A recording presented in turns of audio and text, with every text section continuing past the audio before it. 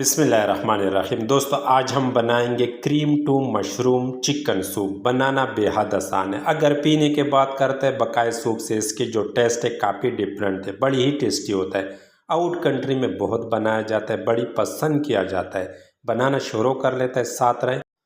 तो दोस्तों यहाँ पे मैंने ली एक कढ़ाई और कढ़ाई में मैंने बटर डालना है। 2 टेबल स्पून मैंने इसमें बटर डाला, मक्खन, और इसके साथ जैतून का तेल मैंने डाला। अगर सिर्फ बटर में मैं प्याज फ्राई करूं तो बटर जलने लग जाएंगी, तो बटर को बचाने के लिए हमने जैतून का तेल का इस्तेमाल किए। एक छोटा साइज के मैंने प्याज ली और बिल्कुल पैन चॉप करके इसमें मैंने शामिल कर दिए। प्याज को इसमें मैंने फ्राई करना है ताकि हल्का सा इसका कलर चेंज हो जाए, नरम हो जाए। ठीक है, तकरीबन 5 से 6 मिनट के लिए। ये है लहसुन, गार्लिक, छुरी के साथ आपने इसको चॉप करना है, पैन चॉप करना बहुत बारीक। 1 से 2 मिनट के लिए आपने लहसुन को फ्राई करना है ताकि अच्छा फ्लेवर आ जाए। इस साइड पे जो है मशरूम है, 250 ग्राम मैंने मशरूम लिए और इसको अच्छी तरह आपने फ्राई करना है प्याज और लहसुन के साथ ताकि इसका कलर हल्का सा चेंज हो जाए और अच्छा टेस्ट आ जाए।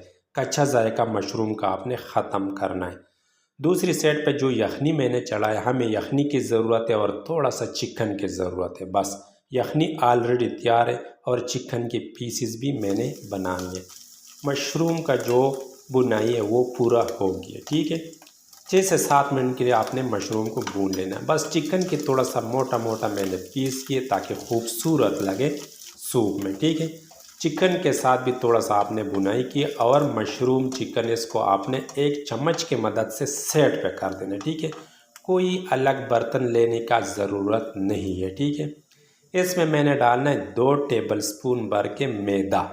ठीक है, इसी कढ़ाई में हमने सारा काम करना है। ठीक है, अलग अलग बर्तनों की कोई ज़रूरत नहीं, बस मैदे को अच्छी तरह आपने भून लेना है। तकरीबन 3 से 4 मिनट के लिए आपने इसको पकाना है ताकि मैदा जो है इसका अच्छा फ्लेवर ख़त्म हो जाए और अच्छा टेस्ट आने लग जाए।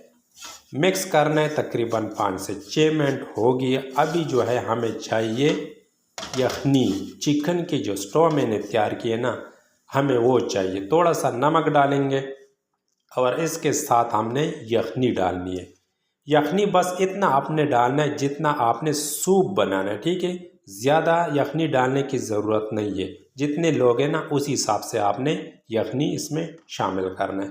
वैसे इसमें मैंने तकरीबन 4 कप यखनी डाल दिए। ठीक है, और इसमें हमने कॉर्नफ्लोर जो डालना है ना, 1 कप पानी उसके साथ भी चला जाएगा, तो तकरीबन 5 कप हमारा सूप बनेंगे। ठीक है, यहाँ पे इसमें थोड़ा सा सॉस डालेंगे। सोया सॉस मैंने इसमें 1 से 1.5 टेबल स्पून भर के डाल दिया। और काली मिर्च आपने बिल्कुल पाउडर वाला नहीं डालना, थोड़ा सा दरदरा सा आपने ब्लैक पेपर डालना है। ठीक है, अच्छी तरह आपने मिक्स करना है। बड़ा सिंपल सा ये जो सूप है ना, इसका तरीका बहुत आसान है।